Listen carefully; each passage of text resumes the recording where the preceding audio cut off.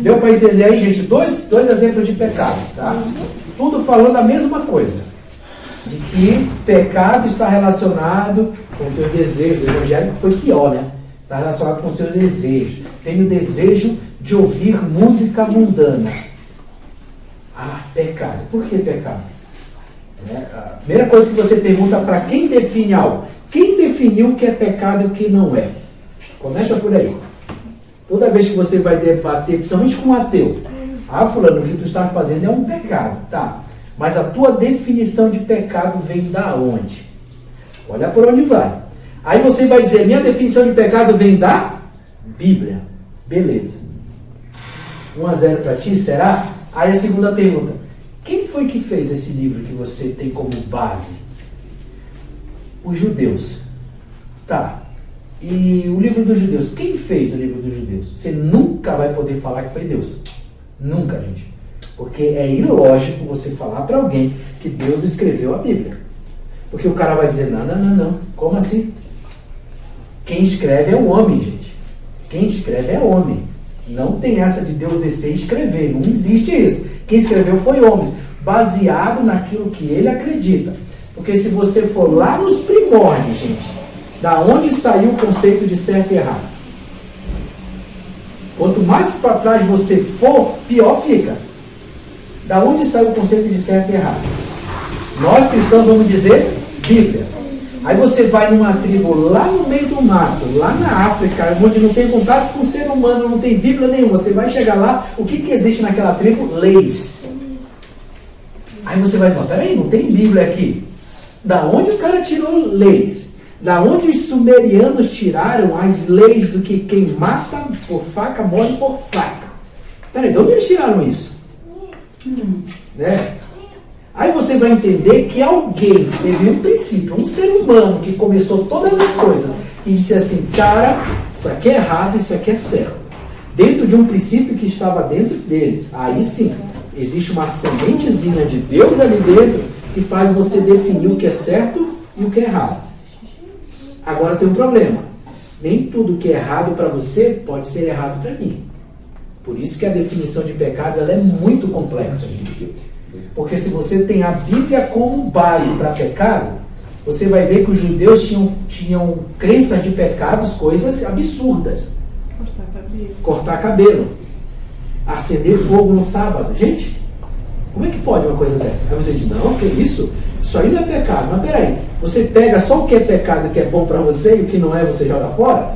Não come porco, é pecado, mas você come. Peraí, o que é? Vê que o cristianismo usa o mesmo livro que ele tem como base para pecado, mas não aceita todos os pecados que estão ali. Pois é. Porque ele diz que é de um povo. Mas é aquele povo que criou os pecados que você acredita hoje. Eu vou te provar isso daqui a pouco. Isso, nós somos diferentes. Se eu não come porco, eu como porco. Pois é. Eu só não como porque se eu comer, eu como. Eu vou parar no hospital. Mas não faz sentido, gente. Como é que eu vou definir pecado pela Bíblia se o povo que definiu o pecado, para mim, eu não sigo os pecados que ele diz que é pecado? Para uns é, para Porque eu digo que eu sou liberto pela graça? Não, na verdade, a adventista, ela é 2 pecados que eles não cometem, da lei, no caso. Mas são 613 preceitos que é proibição. Exatamente, dentro 613. da Torá. E eles cumprem 2. O restante eles abominam. E daí, assim, a Tiago vai dizer que aquele que quer seguir a lei e erra em um só ponto, ele é culpado de todos. E olha um detalhe importante. 613. Você lembra quando Jesus estava, os discípulos que estavam colhendo espigas dividiram um sábado? E os fariseus chegaram assim, teus discípulos transgridem um sábado?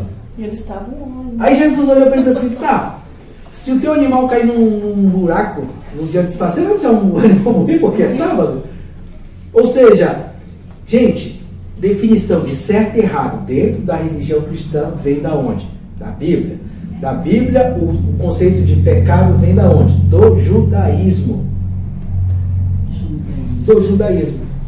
Aí o judaísmo criou regras do que é certo e o que é errado, dizendo essas regras serem em nome de quem? De Deus. Só que aí tem um outro problema. O mesmo Deus que disse para eles que era pecado matar, disse para o Josué, mata.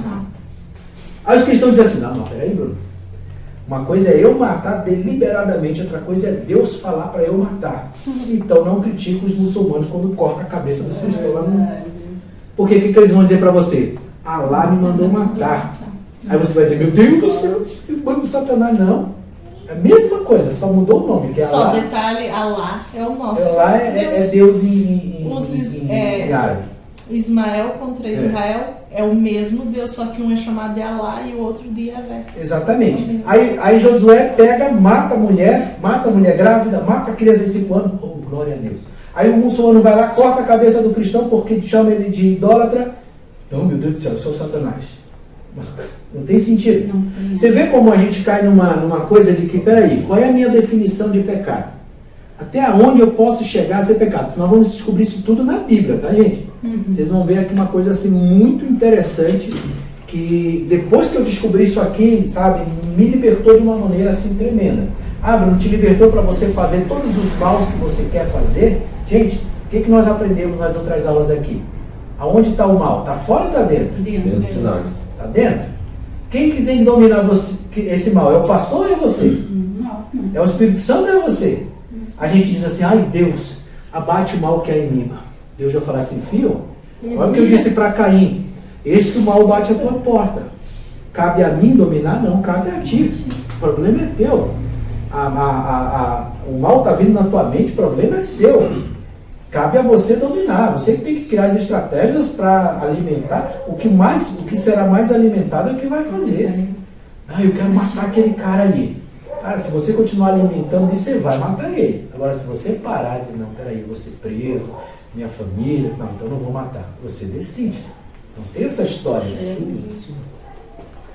Vamos lá. Deu para entender aqui esses 2 pontos, tá? Agora que a gente vai se aprofundar mais aqui.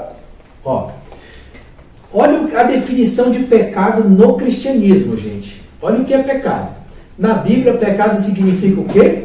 Errar o alvo. O pecado é transgredir-se, rebelar, desobedecer a Deus, não seguindo o seu padrão perfeito. Devido ao pecado, todos ficaram o quê? Separados de Deus e condenados à triste consequência da morte. O pecado é causa porque existe maldade no mundo. Tá? É a causa porque existe a maldade no mundo. Quem vive no pecado é escravo do pecado e faz a vontade de quem? Já jogaram para o centro, fora do homem. O pai do pecado, que é o diabo lá, né? A nossa carne é fraca e sujeita a errar. Contudo, Deus enviou Jesus para nos libertar do pecado. Jesus nunca pecou, mas se ofereceu como pagamento pelos nossos pecados. Agora, quem recebe Jesus como Salvador e vive uma vida separada do mal, fica livre do poder da maldade. Quem vive com Cristo já não será mais escravo do pecado e ficará unido novamente a Deus. Quando pecar, aí já mudou. Agora, mas mesmo assim você pecar, confesse e abandone o mal. Deus é fiel e justo para perdoar e purificar a sua vida. Veja que a doutrina cristã, ela não estabelece um pacto perfeito. Olha para onde vai a cabeça desses caras. Primeiro eles dizem que o pecado te separa de Deus. O que Paulo disse? Quando Paulo falou assim, existe alguma coisa que nos separa do amor de Deus? Segundo Paulo, ele disse assim, nada nos separará do amor de Deus que está em Cristo Jesus. Ele ainda diz assim, nem a altura, nem a profundidade, nem o porvir. Ele começa a falar, dizendo, gente, isso nada pode te separar.